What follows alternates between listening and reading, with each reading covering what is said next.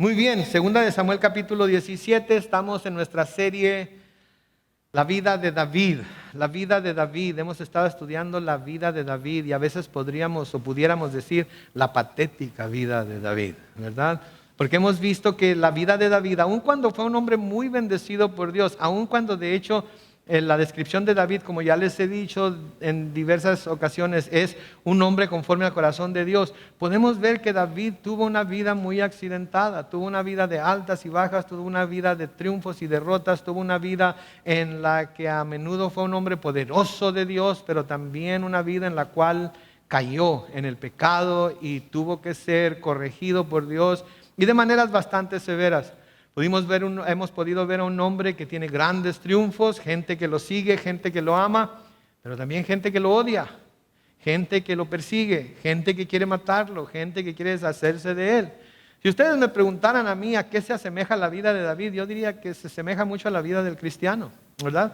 Porque todos nosotros como cristianos sabemos que tenemos el Espíritu Santo de Dios en nosotros. Todos nosotros como cristianos sabemos que en nuestro corazón está el deseo de hacer la buena voluntad de Dios y de obedecerle en todo. Pero también todos nosotros sabemos que conforme nos vamos acercando más a Dios y nos esforzamos más por cumplir con la voluntad de Dios, también tenemos enemigos. Básicamente nosotros mismos, el pecado, el mundo, Satanás, que viene a querer destruirnos porque nosotros queremos hacer la voluntad de Dios. A veces estos enemigos vienen en pos de nosotros, vienen a perseguirnos y tenemos problemas, pero son problemas que tenemos por nuestras propias necedades, por nuestro propio pecado, por nuestra propia desobediencia. A veces sufrimos a manos de otros sin deberla ni temerla.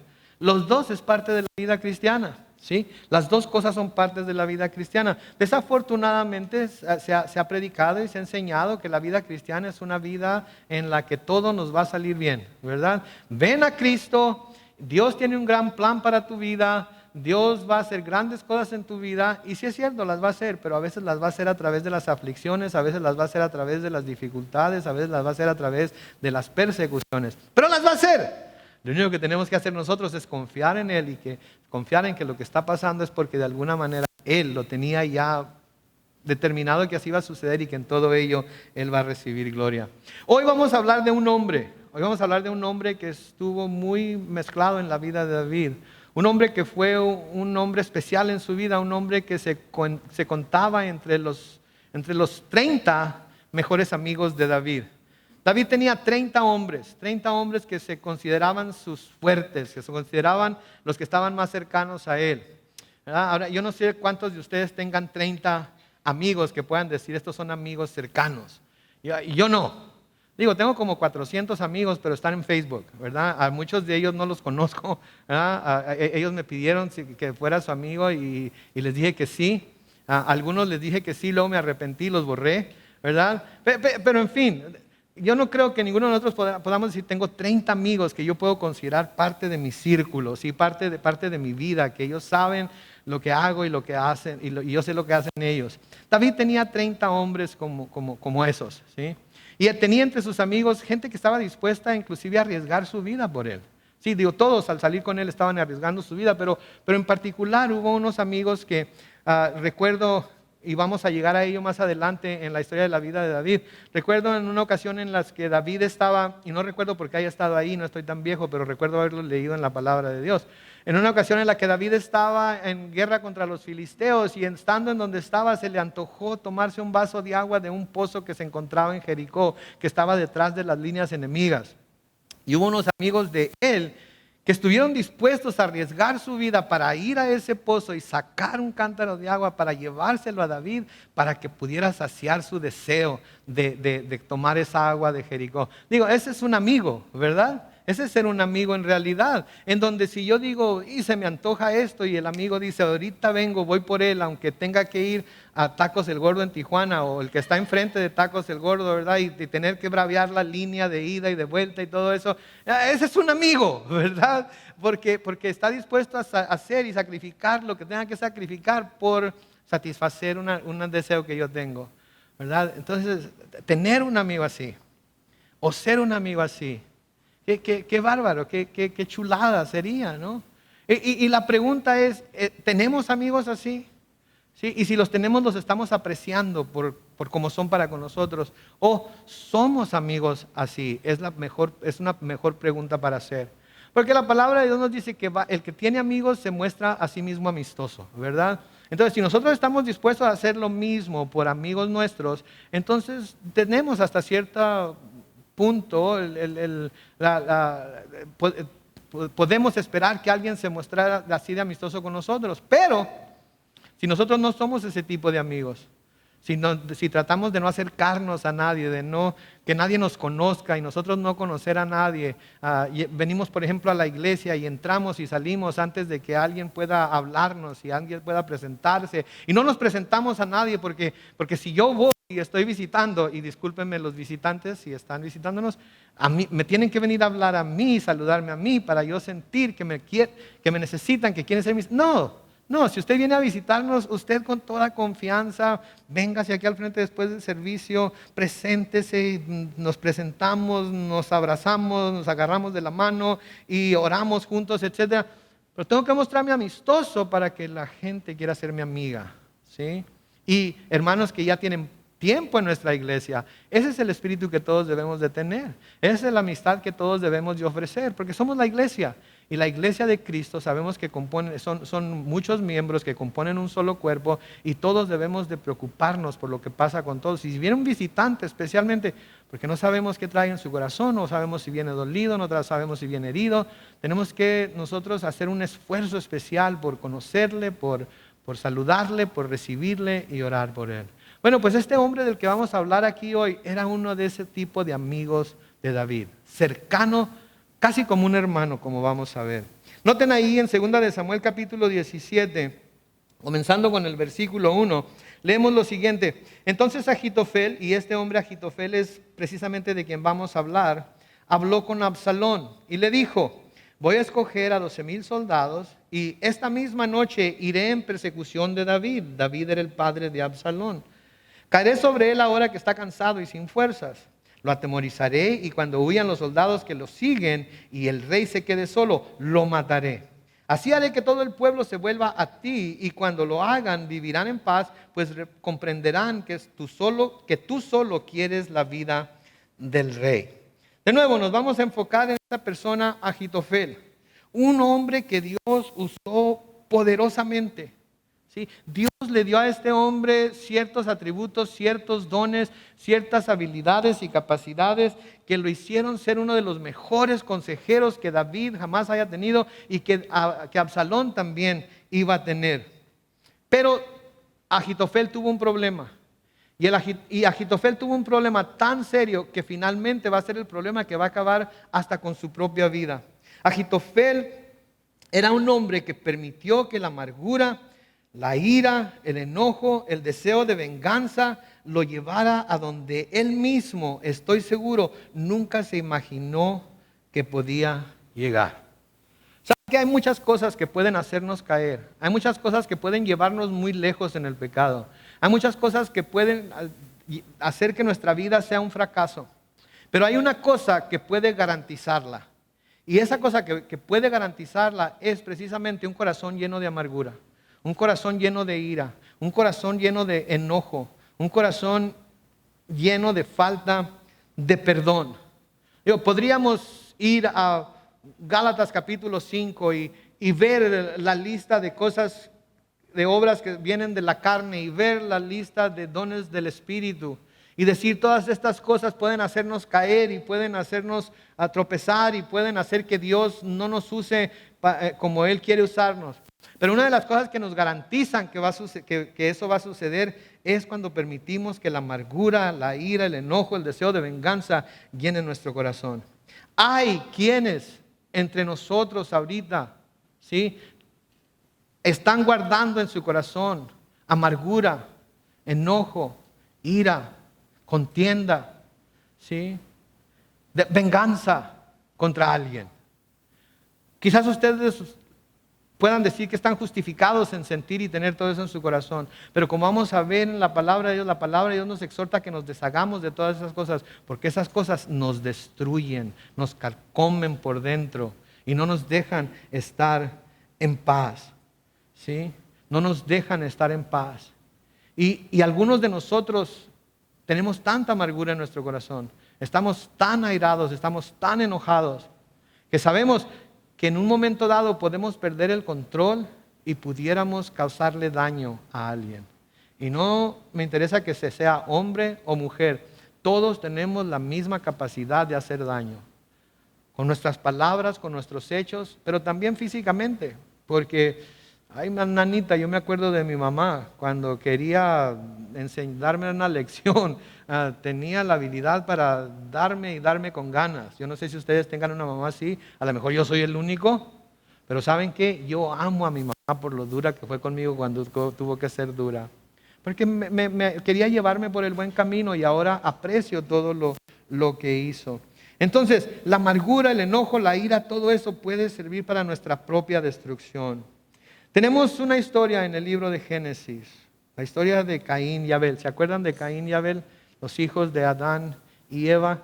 Caín y Abel pasaron por una situación en la que claramente el enojo, la ira, el coraje de Caín lo llevó a caer en el pecado, en un pecado que no tenía por qué caer, porque no tenía por qué haber pecado como lo hizo contra su hermano, y fue precisamente su falta de visión del corazón de Dios que no le permitió o que lo hizo finalmente caer en el pecado.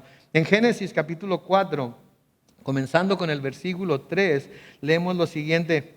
Andando el tiempo, sucedió que Caín llevó al Señor una ofrenda del fruto de la tierra, y Abel también llevó algunos de los primogénitos de sus ovejas, de los mejores entre ellas. Y el Señor miró con agrado a Abel y a su ofrenda, pero no miró con agrado a Caín ni a su ofrenda.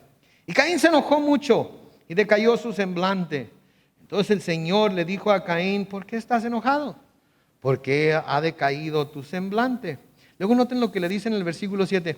Si haces lo bueno, ¿acaso no serás enaltecido? Pero si no lo haces, el pecado está listo para dominarte. Sin embargo, su deseo lo llevará a ti y tú lo dominarás. Vamos a quedarnos ahí un momento.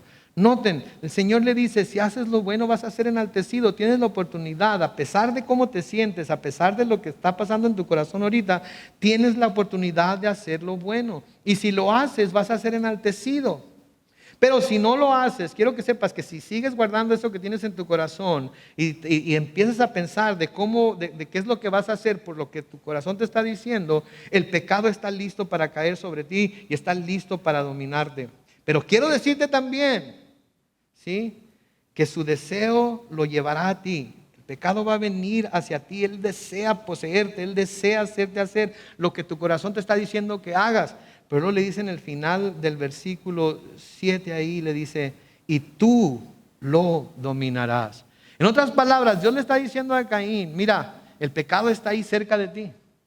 Te está asolando, quiere brincarte y hacerte hacer lo que Él quiere que hagas. Pero quiero que sepas que tú tienes la habilidad para dominarlo. En otras palabras, cuando hay amargura, falta de perdón, enojo, ira en nuestro corazón, el pecado anda rondando alrededor de nosotros. El pecado anda dando vueltas porque sabe que estamos en una condición apropiada para brincarnos, tomarnos y hacernos hacer lo que el pecado quiere. Pero lo que Dios nos está diciendo aquí es que nosotros tenemos la habilidad para dominarlo. Caín no escuchó la voz de Dios. Caín no obedeció a Dios.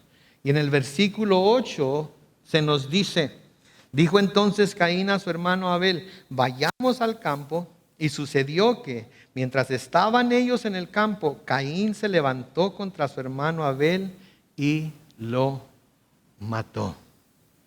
¿Se fijan ustedes el coraje de Caín? La ira de Caín. Ahora pudiéramos hablar de por qué Dios aceptó una ofrenda y no la otra, pero eso no es lo que estamos tratando de ver ahorita. Lo que estamos tratando de ver ahorita es lo que la ira, el coraje dentro de nuestro corazón, la amargura dentro de nuestro corazón nos puede llevar a hacer. A matar. A matar. Y créanme, bueno, quizás no me lo crean, quizás ustedes digan: no, yo no. Pero todos y cada uno de nosotros los que estamos aquí, seamos hombres o mujeres, tenemos en nosotros, ¿sí? Tenemos en nosotros la habilidad para, si nos encontramos en la situación correcta, si nos encontramos en el lugar correcto, si nos encontramos siendo presionados de la manera exacta que podemos ser presionados y se nos empujan los botones correctos, todos y cada uno de nosotros tenemos la habilidad. Y me atrevo a decir que alguna vez hemos pensado en matar a alguien por lo que nos hizo. Quizás no lo hayamos llevado a cabo por temor, pero lo hemos pensado y hemos dicho, si yo supiera que me podía salir con la mía y que no me metieran a la cárcel, qué bárbaro. Ya ahí se te hubiera acabado el corrido ya. ¿Por qué? Porque todos somos pecadores, todos tenemos eso en nuestro corazón y está listo para brincar, para y hacernos caer, hacernos tropezar y llevarnos a donde nunca pensamos que podíamos llegar. De nuevo, en 2 de Samuel capítulo 23 se nos da una lista de personas que en mi Biblia tiene el encabezado los valientes de David. Y esta es una lista de esos 30 hombres que de los que les estaba hablando, que eran los que estaban más cerca de David. Y en el versículo 34 de 2 de Samuel 23 se menciona a un hombre que se llama Elián. Y ese hombre, Elián, era hijo de Agitofel, este hombre que estamos mencionando aquí, Agitofel el gilonita. Elián era el padre de Betsabé, la mujer con la que David había cometido adulterio. O sea que Agitofel era el abuelo de Betsabé, ¿sí? Y Agitofel, al darse cuenta de lo que David había hecho con su nieta, se empezó a llenar de amargura, se empezó a llenar de ira, se empezó a llenar de coraje y nunca lidió con ello. Nunca fue a hablar con David, nunca fue a gritarle a David, nunca fue a exponerle su queja a David. Simplemente se quedó callado, inclusive dejó de estar con David y se fue a su casa y allá permaneció. Hasta que ahora Absalón, el hijo de David, viene y lo recluta para que sea también uno de aquellos que se unen a Absalón en la rebelión contra David. Entonces, podemos ver aquí que al parecer Elián, el padre de Betsabé, el hijo de Agitofel, de alguna manera pudo llegar a perdonar el pecado de David contra su hija. Pero Agitofel nunca pudo perdonar a David por lo que hizo.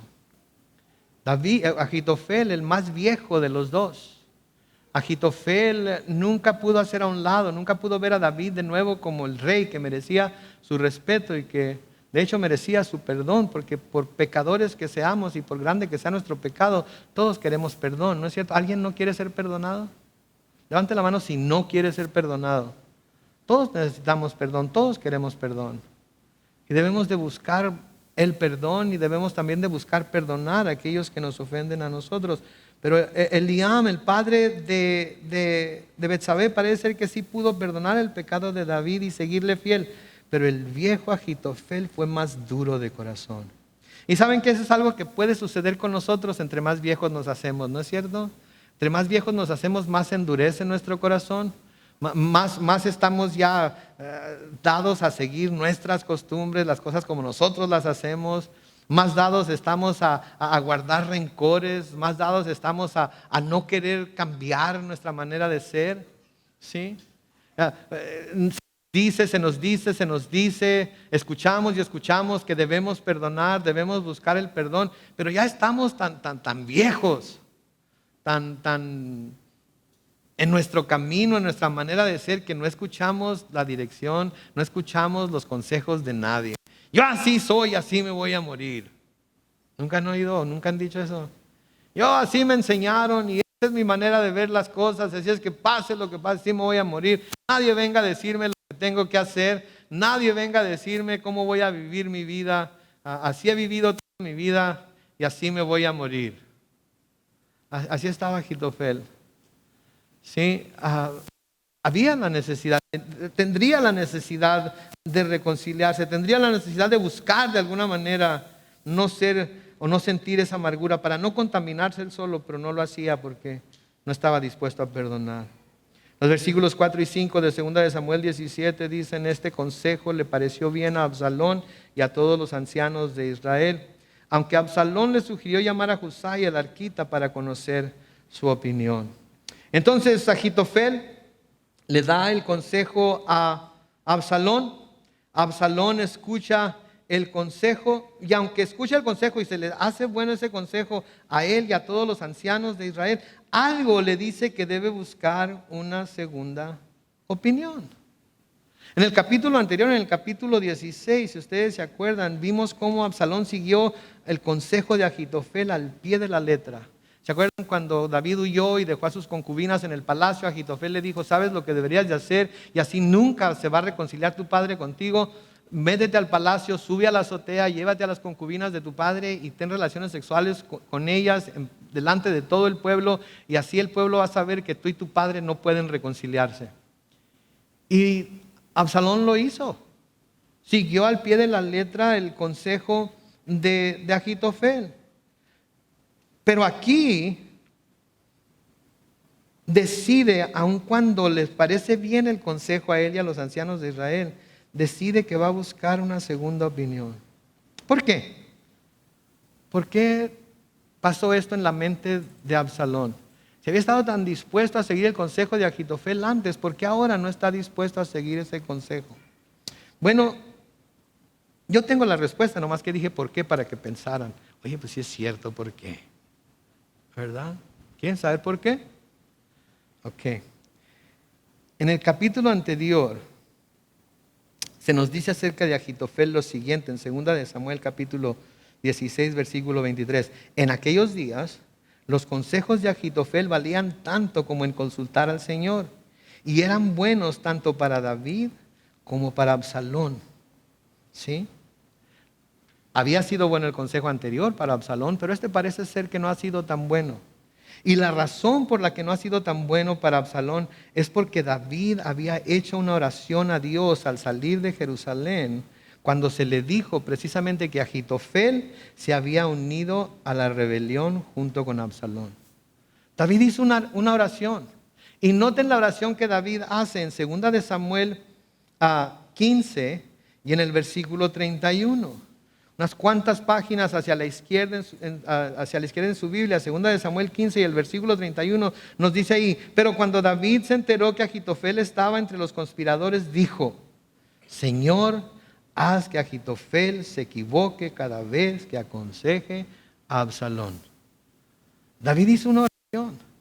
David le pidió a Dios, al darse cuenta que el mejor consejero que jamás haya tenido y el mejor consejero que tenía Israel, que sus consejos eran como ir a consultar a Dios, David le dice: Señor, por favor, que el consejo de Ahitofel se equivoque cuando le dé consejos a Absalón. ¿Sí? Ahora, este hombre Husai había querido irse con David cuando David se fue de Jerusalén. ¿Sí? Este hombre Husai había seguido a David y quería irse con David cuando David se fue de Jerusalén. Pero de nuevo ahí mismo en 2 de Samuel 15 y en los versículos 33 y 34 se nos dice: y David le dijo, ¿sí?, a este hombre Husai. David le dijo: si vienes conmigo vas a hacerme una carga, pero si regresas a la ciudad y te pones a las órdenes de Absalón y le aseguras que lo servirás con el mismo fervor que me has servido a mí, entonces podrás anular los consejos de Ahitofel.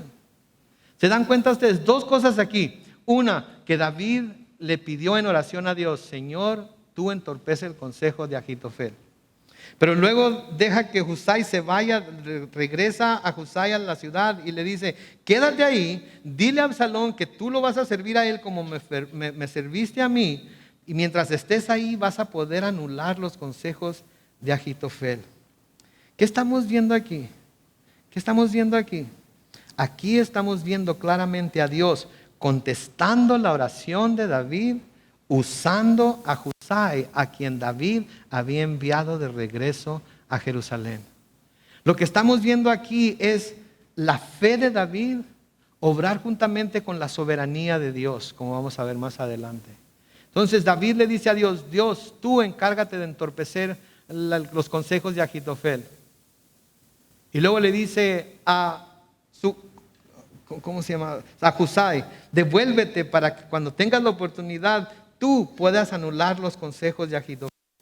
Entonces, está pidiéndole a Dios, sí, que Él lo haga, pero al mismo tiempo David está enviando a Husai para que Dios lo use. ¿Sabe David que Dios va a usar a Husai? No, David únicamente lo está enviando de regreso. Él sabe que Dios lo va a hacer, pero no sabe que va a usar a Husai para hacerlo. Versículo 6 sigue diciendo, y cuando Husai se presentó ante Absalón, éste le dijo, Ahitofel me ha dado un consejo. ¿Tú qué opinas? ¿Debemos seguir su consejo o no?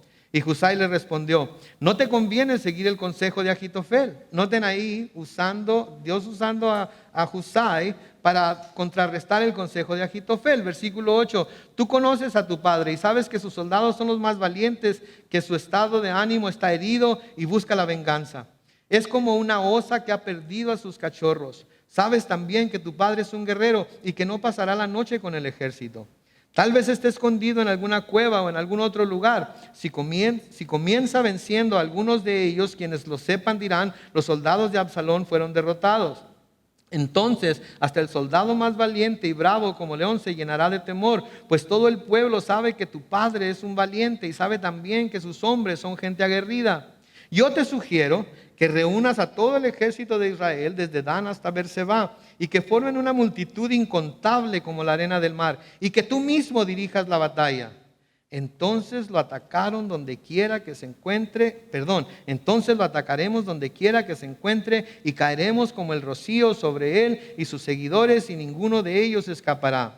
Si acaso busca refugio en alguna ciudad, todo el ejército de Israel llevará sogas y destruiremos la ciudad y arrastraremos las piedras hasta el río para que no quede una sola en su lugar.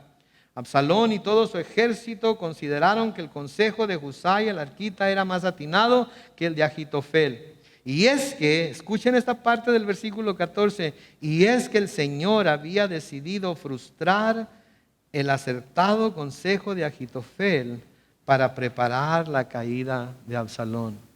¿Por qué? Porque David se lo había pedido. ¿Cómo? Usando a la persona que David envió precisamente para ese propósito. Que David no sabía que iba a ser el que finalmente iba a cumplir con el propósito, pero que David, por su fe en Dios, ¿sí?, clamó a Dios y Dios honró la fe de David usando a Husai. Ok, entonces la pregunta resulta, ¿qué fue lo que pasó? ¿Fue que David le pidió a Dios que lo hiciera o que Dios ya había decidido hacerlo? ¿Cuál de los dos es? Porque eso es lo que tenemos que preguntarnos. Tenemos que preguntarnos si esto es algo que Dios hizo porque David se lo pidió o si esto es algo que Dios ya había decidido hacer. Y la respuesta a las dos preguntas es simplemente, sencillamente, sí. Sí, lo hizo porque David se lo había pedido, pero sí lo hizo porque era lo que él había decidido que iba a hacer. Ahora, noten por favor aquí que dice ahí en el versículo 14 que el Señor había decidido frustrar el acertado consejo de Ahitofel. O sea que el consejo que Ahitofel le había dado a Absalón era el correcto. Era el correcto. Pero por medio de la boca de Husai, Dios entorpeció ese consejo. Sí, lo mejor que lo puedo explicar es esto. Esto es lo que la Biblia quiere decir cuando habla de orar conforme a la voluntad de Dios. David oró conforme a la voluntad de Dios. Y porque oró conforme a la voluntad de Dios, Dios hizo lo que él había decidido que iba a hacer. A menudo no tenemos lo que pedimos porque no oramos conforme a la voluntad de Dios. Creemos que esa es la voluntad de Dios. A nosotros se nos hace que eso debería ser la voluntad de Dios. ¿Sí? Y nosotros lo pedimos porque sin duda no estoy pidiendo algo que no sea la voluntad de Dios. Bueno, pues quizás está pidiendo algo que por ahorita no es la voluntad de Dios. Y por eso Dios no le ha contestado. Quizás está pidiendo algo que no es la voluntad de Dios. Punto y aparte. Y por más que pida, Dios no se lo va a conceder. Ok, pastor, pero ¿cómo sé entonces cuál es la voluntad de Dios? ¿Sabe qué tiene que hacer? Orar y seguir orando. Pedir y seguir pidiendo. Llamar y seguir llamando. Y no darse por vencido. Porque tenemos varias ilustraciones en la Biblia. Una viene a mi mente ahorita, la de aquella viuda que fue a pedirle justicia a un juez. ¿Sí? Y el juez no quería hacerle justicia. Pero ¿qué dijo? No vaya a ser que me enfade con venir tan seguido, le voy a hacer justicia. El juez decidió, antes de que la viuda le fuera a volver a pedir, que iba a hacerle justicia con tal de que dejara de irle a pedir. ¿Sí? Eso es lo que quiere decir orar de acuerdo a la voluntad de Dios. El apóstol Juan nos dice en primera de Juan capítulo 5, los versículos 14 y 15, y esta es la confianza que tenemos en Él. Si pedimos algo según su voluntad, Él nos oye. Si pedimos algo, ¿qué? Según su voluntad. No que nosotros creamos que es su voluntad. No que nosotros por lo que conocemos de Dios pensemos que es su voluntad. No lo que nuestro entendimiento nos dice o nuestro corazón nos dice que debería ser la voluntad de Dios. Cuando pedimos algo conforme a su voluntad, Él nos oye. ¿Y cuál es el resultado? Versículo 15. Y si sabemos que Él nos oye, en cualquiera cosa que pidamos, también sabemos que tenemos las peticiones que le hayamos hecho. Ese cualquiera cosa que pidamos, a veces sentimos que es un cheque en blanco. A veces sentimos que podemos pedir lo que nosotros queramos. Y siempre y cuando lo pidamos en el nombre de Jesús y nosotros pensemos que esta es la voluntad de Dios, Dios está obligado a hacerlo. Pero no, tenemos que ver los dos versículos juntos. ¿Sí? Si pedimos algo según su voluntad, Él nos oye. Y si nos oye, porque hemos pedido algo conforme a su voluntad, entonces sabemos que tenemos las peticiones que le hayamos hecho. Es más, ¿saben qué? No hay ni siquiera para qué pedirle a Dios. Él sabe lo que necesitamos antes de que lo pidamos. Pero Él nos ha dado la oración para que nosotros con un corazón dispuesto vayamos y nos acerquemos a Él y lo busquemos a Él y clamemos a Él y Él respondernos para que nosotros nos demos cuenta que Él está con nosotros. Y de nuevo, como les había dicho antes, aquí vemos interactuar la fe de David con la soberanía de Dios. Porque la oración de David no le dobló la mano a Dios y dijo, ay David, pues como me lo pediste, aunque no quisiera hacerlo, lo voy a tener que hacer. Eso no fue lo que sucedió. El Señor ya había determinado que esto es lo que iba a hacer. Y el hecho de que David haya clamado a Él, simplemente le dio a Dios la habilidad para honrar la fe de David. Dios es soberano, mis hermanos. Dios es soberano. Él hace lo que Él quiere, cuando quiere, cómo quiere, con quién quiere y en dónde quiere. ¿Sí? Y entre más pronto aceptemos el hecho de que Dios es soberano, más pronto vamos a poder someternos a su voluntad, cualquiera que ésta sea.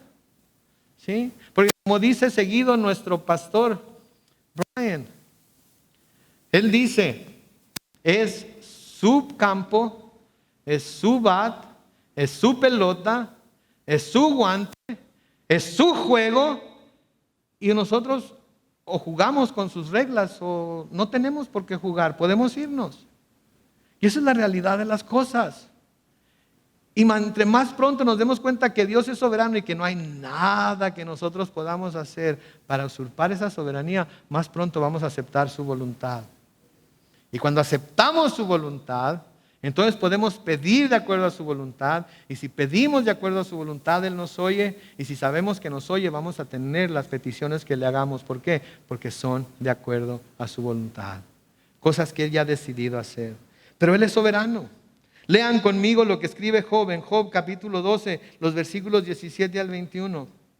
Hablando de Dios, Job dice, Él despoja de buen juicio a los consejeros y entorpece el criterio de los jueces, deshace las cadenas de los tiranos y los manda en cadena al cautiverio, despoja de su poder a los sacerdotes y derriba del trono a los poderosos, arrebata la palabra de los consejeros y deja a los ancianos sin inteligencia, cubre de ignominia a los príncipes y expone a la vergüenza a los poderosos. Eso es lo que estaba haciendo Dios con Agitofel, ¿no es cierto? Consejo que él dio, aunque era el correcto, él usó a este hombre, Sujai, para poder entorpecerlo y que Absalón pensara, creo que necesito una segunda opinión. Y fue con Sujai, y Sujai le dijo, no hagas lo que Agitofel dijo. ¿Y saben qué? Absalón escucha el consejo y dice, ok, vamos a hacer lo que este camarada dice mejor. En Proverbios capítulo 21 y el versículo 1 se nos dice, el corazón del rey se bifurca como los ríos. ¿Saben qué quiere decir bifurca? Se divide. El corazón del rey puede dividirse y puede agarrar por muchos lados, por el lado que el rey quiera. El corazón del rey puede agarrar por este lado hoy, puede agarrar por aquel lado mañana, puede agarrar por aquel lado pasado mañana, por donde quiera. Pero noten la segunda parte del versículo, pero en manos del Señor sigue los planes divinos. No importa todos los planes que tengan los reyes, no importa todos los preparativos que hagan, no importa todo lo que quieran hacer. En las manos del Señor, el mismo corazón del rey sigue los planes divinos. Por eso no importa quién esté en la Casa Blanca en Estados Unidos. No importa quién esté en Los Pinos en México. No importa quién esté en Downing Street en Inglaterra. ¿Sí? No importa quién esté en el Kremlin en Rusia. No importa quién sean los gobernantes. No importa cuáles planes tengan ellos y qué estén haciendo. ¿Sí? De todas maneras, en las manos del Señor, el corazón de todos ellos va a ser lo que Dios quiere. Por eso no debemos andarnos friqueando por lo que está haciendo Corea del Norte o por lo que está haciendo Alemania o por lo que está haciendo ISIS y por lo que está haciendo tal o cual grupo. No debemos friquearnos porque todos sus corazones están en las manos de Dios y Dios los va a hacer que cumplan con su propósito. Y ¿saben qué? Quizás sí sea el propósito de Dios que haya una guerra termonuclear y el mundo desaparezca en una ferviente bola de fuego. Pero no lo creo, ¿saben por qué? Porque la Biblia no dice que el hombre va a destruir al mundo. La Biblia dice que Dios va a destruir al mundo. Y Dios no necesita armas nucleares para destruir al mundo. Si Dios lo formó de la nada, Dios lo puede destruir con su propia palabra. Entonces, a mí no me preocupa todas esas cosas. Ay, pero es que ¿qué va a pasar? Los misiles ya están llegando cerca de Hawái. ¿Estamos en Hawái? No, estamos en San Diego. Pero es que nada más le falta brincar el charco. No se preocupe. ¿Está usted en las manos de Dios o no está? Y si está en las manos de Dios, entonces usted viva su vida para glorificar a Dios y deje que Dios tome el corazón de estos gobernantes y haga con ellos lo que Él ya ha determinado en su soberanía que va a hacer. Y nosotros nos encomendamos a Él. Seguimos ahí en 2 de Samuel 17, versículo 15, sigue diciendo, después Husai fue con los sacerdotes Sadoc y Abiatar y les dio los pormenores del consejo de Agitofel y lo que él mismo había aconsejado a Absalón. Les recomendó salir cuanto antes y decirle a David que no pasara la noche en los vados del desierto, sino que cruzara el Jordán para que ni él ni sus seguidores corrieran peligro. Mientras tanto, Jonatán y Ahimás estaban escondidos cerca de la fuente de Rogel, y como no podían mostrarse entrando en la ciudad, una criada fue y les avisó lo que pasaba. Entonces ellos salieron para poner sobre aviso al rey David. Pero al salir ellos, un criado los vio y fue a decírselo a Absalón. Así que ellos se dieron prisa y llegaron a la casa de un hombre en Bejurín, la cual tenía un pozo en el patio, y ahí se escondieron. La esposa de ese hombre sacó una manta, la extendió sobre la boca del pozo y sin que nadie lo supiera, colocó encima el trigo que habían trillado. Cuando llegaron los hombres de Absalón, preguntaron, ¿dónde están Ahimás y Jonatán? La mujer les dijo, ya han cruzado los vados del Jordán. Ellos de todos modos los buscaron y como no los hallaron, se regresaron a Jerusalén. En cuanto aquellos hombres se fueron, Ahimás y Jonatán salieron del pozo y corrieron a decirle al rey David, vamos, dense prisa para cruzar el Jordán. Agitofel ha dado a Absalón un consejo contra ustedes. Entonces David y todos sus hombres fieles se apresuraron a cruzar el Jordán antes de que amaneciera, y no hubo uno solo que no cruzara el río. Y cuando Agitofel, escuchen esto, versículo 23, y cuando Agitofel se dio cuenta que no se había seguido su consejo, preparó su asno, salió de Jerusalén para irse a su ciudad, y cuando llegó a su casa la puso en orden, y luego fue y se ahorcó. Y así fue como murió, y lo enterraron en el sepulcro de su padre. ¿Se fijan lo que Agitofel hizo? Cuando se dio cuenta de que sus planes no habían funcionado, al oír de que lo que él se había propuesto, que no iba a poder lograr su objetivo, ¿qué es lo que hace? Decide quitarse la vida. ¿A quién les recuerda esto? ¿Les recuerda a alguien esto? ¿Se acuerdan de Judas? ¿Se acuerdan de Judas? Cómo él tenía en mente el plan que iba a desarrollar para que Jesús finalmente tuviera que mostrarse, manifestar su poder y ser manifestarse como el Mesías de Israel que era. ¿Sí? ¿Se acuerdan que lo entrega, lo vende por 30 piezas de plata, pensando que eso iba a forzar a Jesucristo a defenderse, a mostrar su poder, a presentarse como el Mesías que finalmente iba a quitar la bota del imperio romano del cuello de Israel?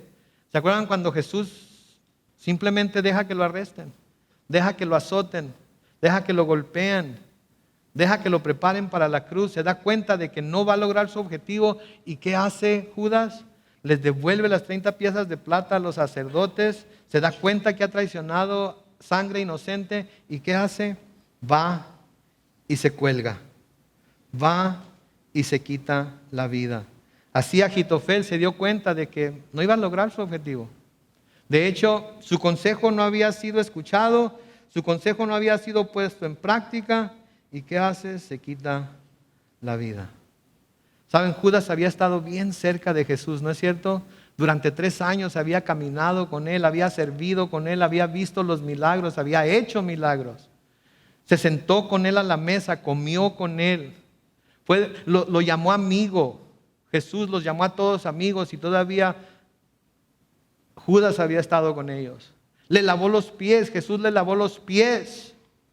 ¿Sí? Judas mojó el pan que iba a comer en el mismo plato que Jesús lo mojó. De la misma manera, Ahitofel había estado muy cerca de David. Había sido su consejero, había sido como uno de sus mejores amigos. Necesitaba algo de consejo David e iba con Ahitofel. Pero así como Judas traicionó a Jesús, así Ahitofel aquí está traicionando a David. Y David escribió un par de salmos, ¿sí?, en los que él habla acerca de ser traicionado por un amigo. Y me pregunto yo si cuando escribió esos salmos no estaba pensando en Ahitofel. En el Salmo 55, en los versículos 12 al 14, David escribe: no me ha ofendido un enemigo, lo cual yo podría tolerar.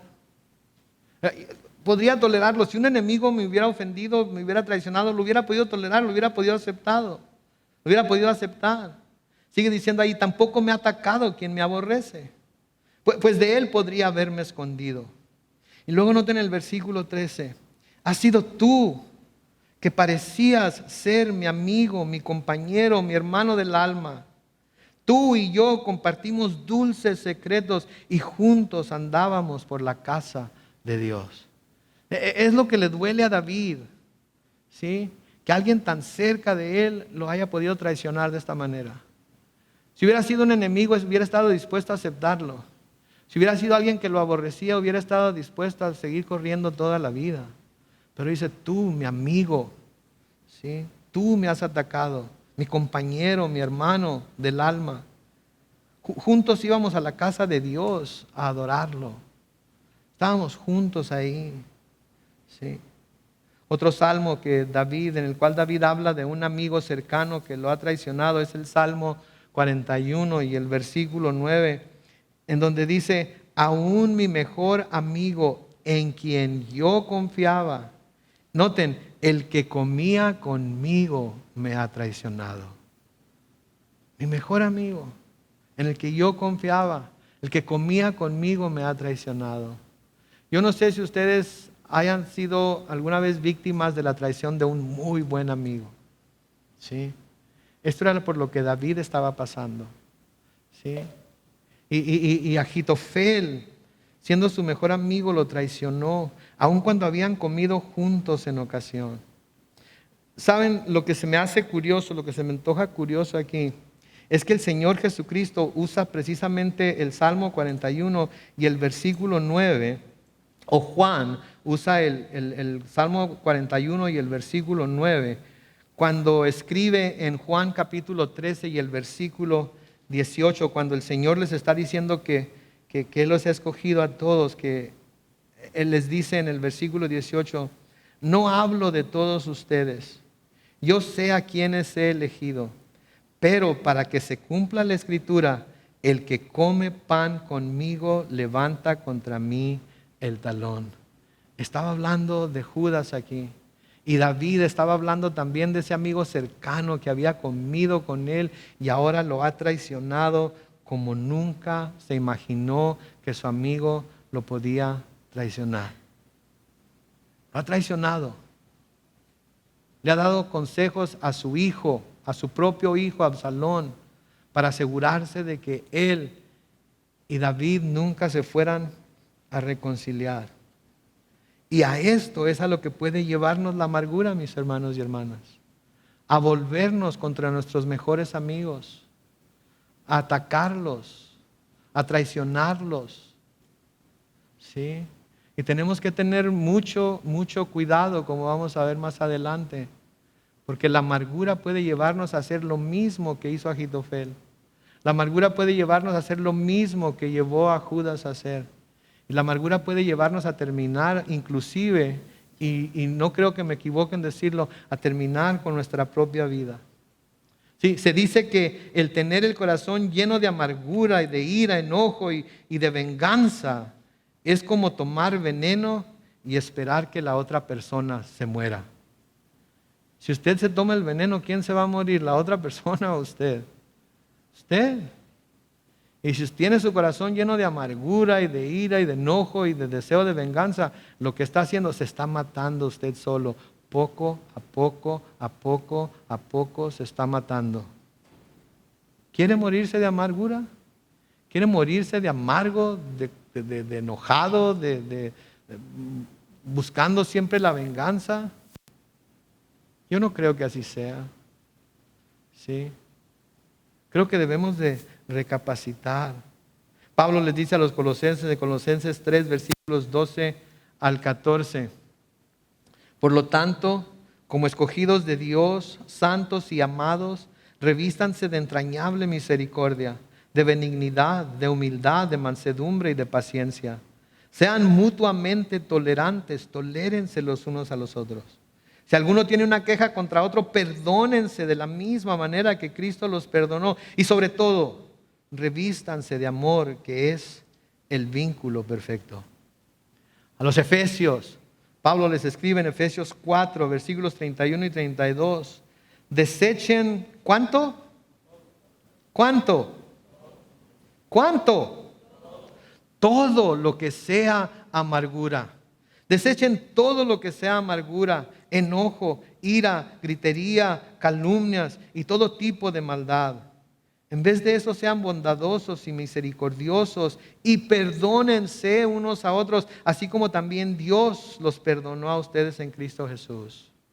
¿Saben qué? El Señor Jesucristo, cuando les enseñó a sus discípulos a orar y les dio el Padre Nuestro, al final del Padre Nuestro les dice, porque si ustedes no perdonan a los hombres sus ofensas, su Padre que está en el cielo tampoco les perdonará a ustedes. Yo no sé cómo funciona esto, pero me da mucho miedo. Cuando siento rencor contra alguien o cuando siento que no puedo perdonar a alguien, eso me da mucho miedo, porque saben que yo necesito mucho perdón de Dios. Yo no sé ustedes, pero yo diariamente necesito que Dios me perdone algo que dije, algo que pensé, algo que hice. Necesito el perdón de Dios. La palabra de Dios me dice que si no estoy dispuesto a perdonar a otros sus ofensas, así como Él me perdona a mí, Él no me va a perdonar. Así es que yo no sé ustedes, pero al escuchar cosas como estas me dan ganas de salir de aquí y buscar a toda persona cuanta haya ofendido en toda mi vida y pedirles, o me hayan ofendido a mí y pedirles perdón y extenderles perdón. Y créanme, he ofendido a muchas. Algunas ya no hay manera de pedirles perdón porque ya no están. Otras ya no hay manera de perdonarles porque ya no están. Pero en mi corazón tengo que hacerlo, porque eso es lo que el Señor me dice. El escritor a los Hebreos les les escribe en Hebreos capítulo 12, los versículos 14 y 15. Noten esto, procuren vivir en paz. ¿Con quiénes? Todos. ¿Con quiénes? ¿Con quiénes? Y en santidad, sin la cual nadie verá al Señor. Versículo 15, noten, tengan cuidado, no vayan a perderse la gracia de Dios. No dejen brotar ninguna raíz de amargura, pues podría estorbarles y hacer que muchos se contaminen con ella. ¿Se dieron cuenta? No se vayan a perder, no vayan a perderse la gracia de Dios. No dejen brotar ninguna raíz de amargura, pues podría estorbarles para hacer lo que Dios quiere que hagan, para hacer lo que Dios les está pidiendo que hagan, en perdonar a alguien o buscar el perdón de alguien. Y pueden hacer que muchos se contaminen con ella. ¿Sí? La amargura contamina, se desparrama. ¿Sí? Se desparrama, es como una infección. Puede contagiar a su esposa, a su esposo, a sus hijos, a sus nietos. Por eso hay familias, ¿verdad? Nos acordamos de las familias de Romeo y Julieta, ¿verdad? Que tuvieron una guerra constante a través de toda la historia. Valga que es una historia, ¿verdad? Pero suele suceder.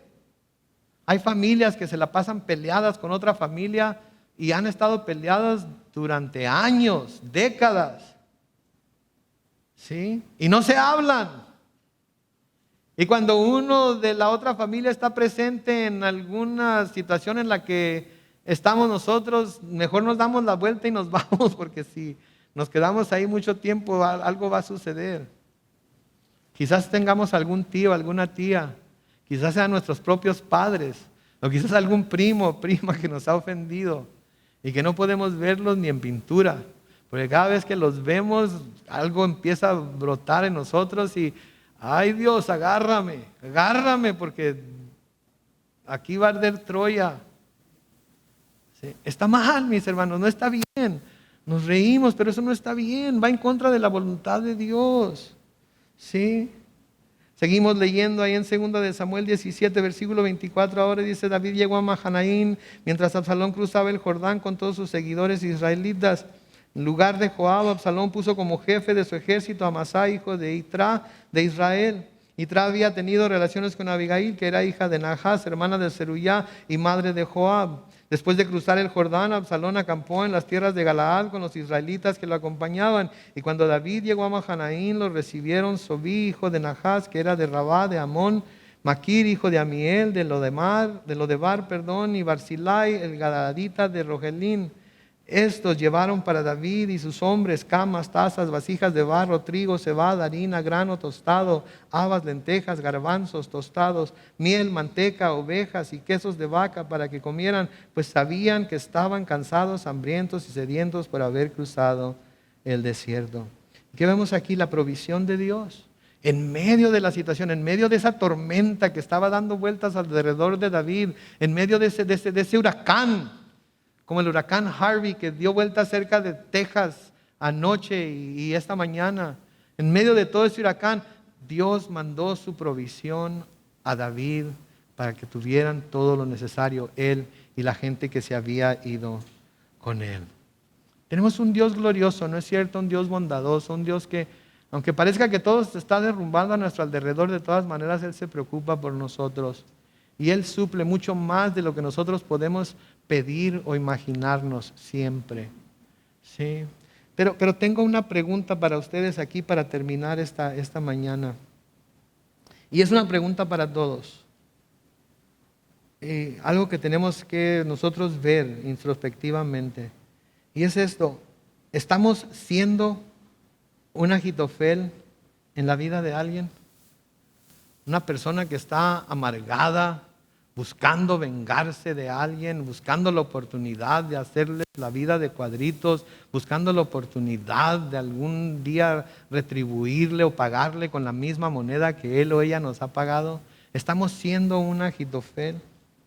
¿O qué tal si tenemos un Ahitofel en nuestra vida? Alguien que esté haciendo lo que Ahitofel estaba haciendo con David.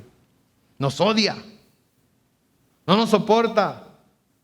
En el momento que nos agarren mal parqueados, nos va a hacer un daño que según él o ella no nos va a librar de él ni Dios.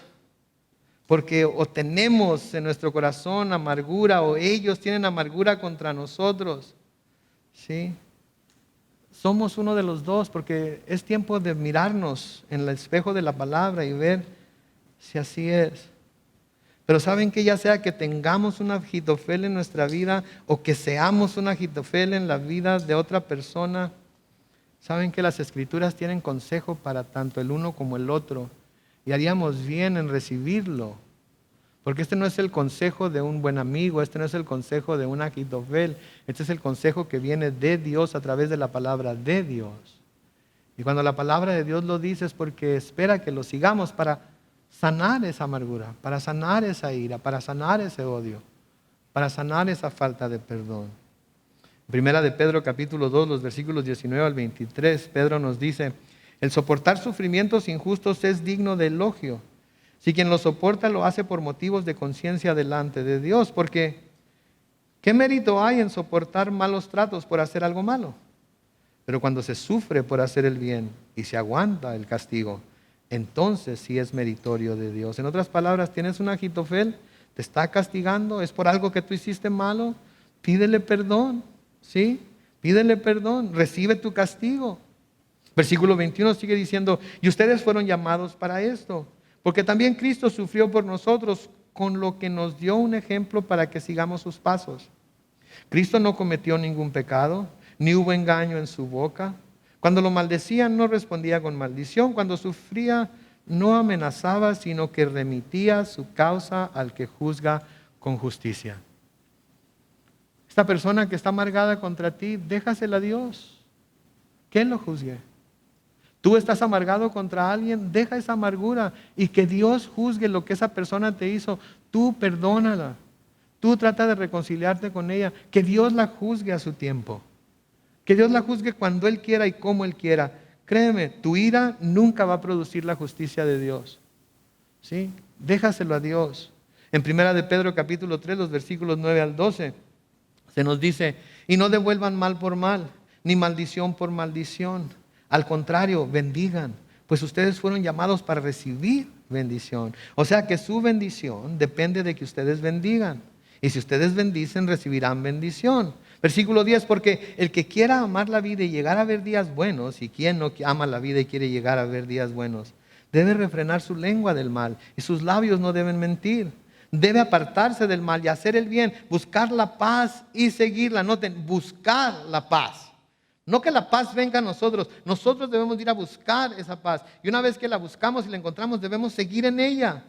Porque los ojos del Señor están sobre los justos y sus oídos están atentos a sus oraciones. Pero el rostro del Señor está en contra de los que hacen el mal. Pablo les escribe a los romanos también en Romanos capítulo 12, los versículos 14 al 19. Bendigamos a los que nos persiguen, bendigamos y no maldigamos. Gocémonos con los que se gozan y lloremos con los que lloran. Vivamos como si fuéramos uno solo. No seamos altivos, sino juntémonos con los humildes. No debemos creernos más sabios que los demás. Versículo 17, no paguemos a nadie mal por mal, procuremos hacer lo bueno a los ojos ¿de quién? ¿De quién? ¿De quién? De todo el mundo. Sí, les estoy haciendo repetir el todo porque a veces tenemos la habilidad para hacer excepciones, ¿verdad? Ciertas personas no lo merecen. Ciertas personas no puedo. No, está hablando de todo el mundo. Si es posible y en cuanto dependa de nosotros, vivamos en paz. ¿Con quiénes? ¿Con quiénes? No busquemos vengarnos, amados míos, mejor dejemos que actúe la ira de Dios, porque está escrito: mía es la venganza, yo pagaré, dice el Señor. Dejémoselo a Él. ¿Para qué atormentarnos nosotros mismos? ¿Para qué seguir amargándonos la vida con corajes, iras, contiendas, enojos, deseos de venganza? ¿Para qué? Déjenselo a Dios. Él tiene mucho más. Él tiene la espalda, por así decirlo, mucho más ancha y mucho más fuerte para cargar todo eso. No tenemos por qué cargarlo nosotros. Nos hacemos daño nosotros mismos cuando tratamos de llevar esas cargas. Sí, debemos entregárselas a Dios. Y por último, en 1 Tesalonicenses capítulo 5, los versículos 15 al 19, se nos dice esto. Lean conmigo, tengan cuidado. ¿Y sabe por qué nos dice que tengamos cuidado? Porque si nos descuidamos vamos a caer en lo que cayó Agitofel. Si nos descuidamos vamos a caer en lo que cayó Judas. Por eso nos dice, tengan cuidado de que nadie pague a otro mal por mal. Más bien procuren siempre hacer el bien, tanto entre ustedes como con los demás. No, espérense. ¿Leí bien? Dice, tanto entre ustedes como con los demás. Sí, entre ustedes los que están dentro de la iglesia son parte de la iglesia, son hermanos y hermanas en Cristo, pero también con los demás, los que están afuera. Porque de nuevo tenemos la tendencia a excluir los que están afuera, ¿verdad?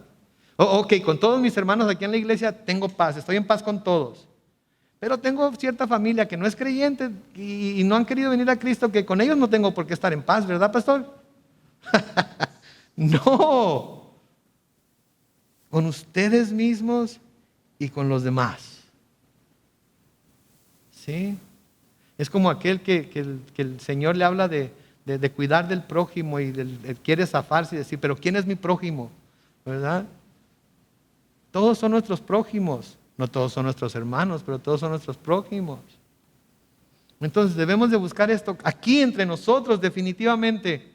Pero también allá afuera. ¿Por qué? Porque eso va a dar testimonio de nuestra fe, de nuestro amor, del corazón que Cristo ha puesto en nosotros.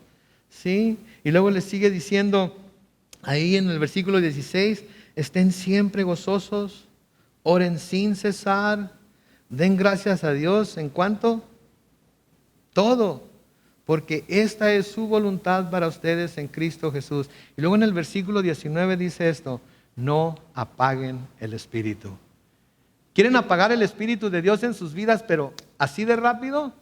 Enójense con alguien, dejen que la amargura llene sus corazones, decidan que no les van a perdonar, decidan que van a esperar el momento oportuno para vengarse de ellos y el Espíritu de Dios va a apagarse completamente.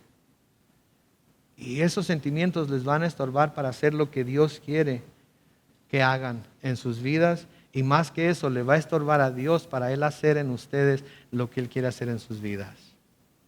Debemos ser benignos los unos con los otros, perdonarnos los unos a los otros, aceptarnos los unos a los otros y llevar la fragancia de Cristo, su amor, su gracia y su misericordia afuera de este lugar, aún aquellos que son incrédulos y nos quieren hacer la vida de cuadritos. Porque eso fue lo mismo que le sucedió a Cristo. Y Él le dejó la venganza y el juicio a Dios. Le dejó la venganza y el juicio a Dios. Es lo mismo que debemos hacer nosotros. Amén. Oremos.